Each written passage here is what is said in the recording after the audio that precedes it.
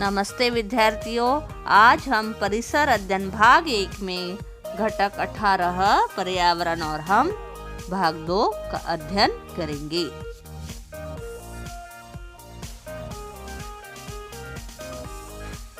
ऊपर दिए गए चित्र में एक आहार श्रृंखला दिखाई गई है। इसकी एक कड़ी निकल गई है। श्रृंखला के टिड्डे पर इसका क्या परिणाम होगा? पक्षी पर क्या परिणाम पड़ेगा?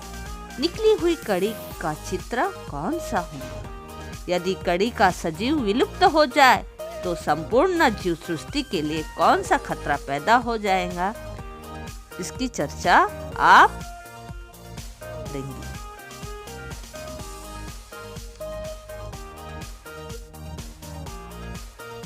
पर्यावरण को संतुलित बनाए रखने की आवश्यकता।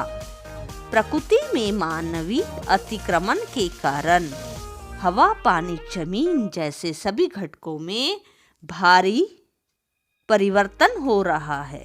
इसी तरह इन अजैविक घटकों का प्रदूषण हो रहा है। परिणाम यह हो रहा है कि पर्यावरण के जैविक घटक खतरे में पड़ गए हैं। कुछ जैविक घटक तो विलुप्त हो चुके हैं। पर्यावरण के किसी एक घटक में दोष उत्पन्न होने पर उस घटक के अन्य घटकों के साथ जो संबंध होते हैं उन पर कुप्रभाव पड़ने से पर्यावरण का संतुलन बिगड़ जाता है। पृथ्वी पर पाए जाने वाले जैव घटक समय समय पर विलुप्त होते रहते हैं। वर्तमान समय में यह प्रक्रिया अत्यंत तेजी से हो रही है। इसके कारण संपूर्ण सजीव सृष्टि को खतरा उत्पन्न हुआ है। वैज्ञानिकों का मानना है कि यदि विभिन्न प्रकार के प्राणी अथवा वनस्पतियां धीरे धीरे नष्ट हो गई तो कई आहार श्रृंखलाओं की कड़ियां नष्ट हो जाएंगी। उनका प्रभाव पृथ्वी के सभी सजीवों पर पड़ेगा और प्रकृति का संतुलन निश्चित रूप से बिगड़ जाएगा। हमारी आवश्यकताएं और पर्यावरण। भोजन, पानी और वस्त्र हम सभी की आवश्यकताएं हैं। उनकी पूर्ति के लिए हम कई बातों का उपयोग करते हैं। इसके अतिरिक्त अध्ययन, खेल, शौक तथा मनोरंजन के लिए भी हम बहुत से साधनों का उपयोग करते हैं।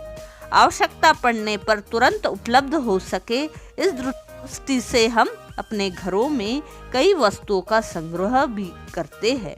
ये सभी वस्तुएं हम पर्यावरण के पदार्थों का उपयोग किए जाने से मिलता है। विश्व के सभी लोगों की ऐसी ही आवश्यकताएं और इच्छाएं हैं। अतः तीव्र गति से पर्यावरण का ह्रास हो रहा है। मनुष्य प्रकृति का ही एक अंग है। हमें इस बात को ध्यान में रखना चाहिए कि यदि प्रकृति का संतुलन बिगड़ा तो उसका हम पर भी प्रभाव पड़ेगा। पर्यावरण के ह्रास को रोकने के लिए किसी भी साधन का यथासंभव अधिक से अधिक दिनों तक उपयोग करना, अनुपयोगी समझकर फेंकी जाने वाली वस्तुओं से टिकाऊ और उपयोगी वस्तुएं बनाना आदि बातों का सभी को गंभीरता से विचार करना चाहिए। आओ हम सब अटल निश्चय करें। हमारे दैनिक जीवन में किसी क्रियाकलाप द्वारा प्रदूषण न हो, सजीव सृष्टि को कोई क्षति न पहुंचे, इसके लिए तथा हम सजीव सृष्टि के संवर्धन के लिए जितना संभव हो उतना प्रयास करें।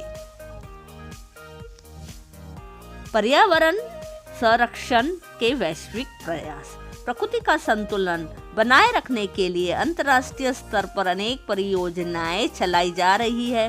विश्व के सभी लोगों में इन खतरों संबंधी जागरण लाना बहुत ही महत्वपूर्ण है। इसी प्रकार हवा, पानी तथा जमीन प्रदूषित न होने पाए, इस उद्देश्य से विश्व के सभी देश कानून बना रहे हैं। जैव विविधता बनाए रखने के प्रयास। जैव विविधता वाले उद्यान। जैव विविधता का संरक्षण तथा संवर्धन करने की दृष्टि से आरक्षित रखे गए क्षेत्र को जैव विविधता उद्यान कहते हैं। इसमें जैव विविधता का संरक्षण करने के साथ साथ उसका अध्ययन भी किया जाता है। जैव विविधता वाले उद्यान का अवलोकन करने वाले लोगों को वन विचरण का आनंद मिल सकता है। फलतः प्रकृति के प्रति आस्था भी बढ़ने लगती है। राष्ट्रीय उद्यान वन्य जीवों का संरक्षण एवं संवर्धन करने के उद्देश्य से कुछ महत्वपूर्ण क्षेत्र आरक्षित किए गए हैं। उन्हें राष्ट्रीय उद्यान कहते हैं। उदाहरण कांजीरंगा राष्ट्रीय उद्यान, ताड़ोबा राष्ट्रीय उद्यान। अभयारण्य विशिष्ट प्राणियों और वनस्पतियों के संरक्षण तथा संवर्धन के लिए वन क्षेत्रों को आरक्षित रखा जाता है। ऐसे आरक्षित क्षेत्रों को अभयारण्य कहते हैं। उदाहरण राधानगरी अभयारण्य। अभयारण्य विशिष्ट प्राणियों और वनस्पतियों के संरक्षण व संवर्धन के लिए वन क्षेत्रों को आरक्षित रखा जाता है। ऐसे आरक्षित क्षेत्रों को अभयारण्य कहते हैं। उदाहरण राधानगरी अभयारण्य। पृथ्वी पर वनस्पतियां नष्ट होने लगी है, फलस्वरूप प्राणियों की संख्या कम हो रही है। अतः जैविक घटकों का संरक्षण तथा संवर्धन करना आवश्यक है। जंगलों की कटाई रोककर तथा वृक्षारोपण करके वनस्पतियों का संरक्षण करने से उन पर निर्भर रहने वाले वन्य जीवों का रक्षण हो सकेगा। महाराष्ट्र के सतारा जिले में चांद नामक नदी पर अंग्रेजों के शासनकाल में बनाए गए बांध द्वारा मायनी नामक एक झील तैयार हुई है। उत्तरी एशिया के साइबेरिया प्रदेश में हंसावार फ्लेमिंगो पक्षी प्रवास करके इस झील में आते हैं और वहां घोंसले बनाकर अंडे देते हैं।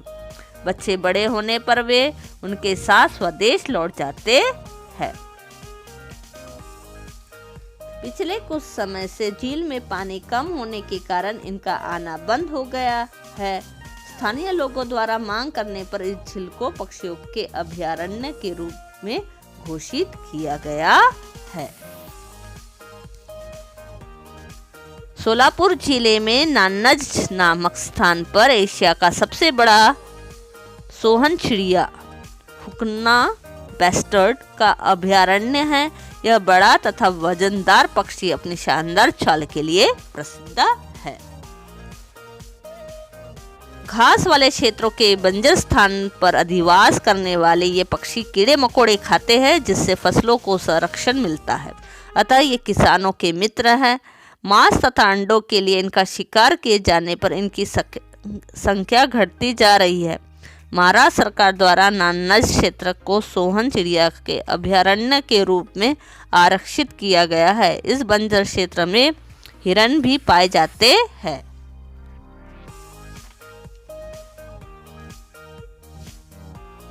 पुणे अहमदनगर मार्ग पर पुणे से 50 किलोमीटर दूरी पर मोरांची चिंचोली नामक गांव मोरों के लिए प्रसिद्ध है। यहाँ लगभग 2500 मोर है।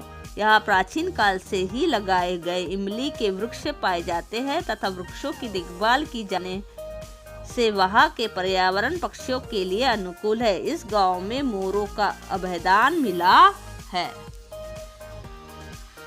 देव वन एक वरदान। भारतीय संस्कृति में वनों के संरक्षण की कल्पना अत्यंत प्राचीन काल से की गई है। देववन उसका एक उदाहरण है। देववन का अर्थ है देवताओं के लिए आरक्षित जंगल, और ऐसी भावना के कारण देववन का एक भी वृक्ष वहाँ के लोगों या अन्य लोगों द्वारा काटा नहीं जाता। यही कारण है कि देववन के वृक्ष आज भी सुरक्षित है। महाराष्ट्र में अनेक देववन है। मध्य प्रदेश में पाए जाने वाले देववन को शरण वन नामक से जाना जाता है। यहाँ पर वनस्पतियों को ही नहीं प्राणियों को भी अभयदान मिलता है। अतः हम कहते हैं कि ये देववन शरण वन प्राचीन काल के अभयारण्य ही है। हमने क्या सीखा? पर्यावरण के जैविक तथा अजैविक घटकों में परस्पर संबंध होता है। अलग अलग क्षेत्रों में अलग अलग प्रकार के प्राणी, वनस्पतियां और सूक्ष्मजीव पाए जाते हैं। हजारों वर्षों से वातावरण के गैसीय चक्रों, पर्यावरण के जल चक्र और आहार श्रृंखला में परस्पर संतुलन बनाए रखा गया है। जल प्रदूषण के कारण जल में उत्पन्न होने वाली वनस्पतियों तथा जलचरों को खतरा उत्पन्न होता है। मानवीय अतिक्रमण के कारण पर्यावरणीय संतुलन में होने वाले बिगाड़ को हमें ही रोकना चाहिए। वनस्पतियों तथा प्राणियों को संरक्षण प्रदान करने के लिए राष्ट्रीय उद्यान, अभयारण्य, देववनों का निर्माण किया गया है। धन्यवाद। लाइक, सब्सक्राइब और शेयर जरूर कीजिए।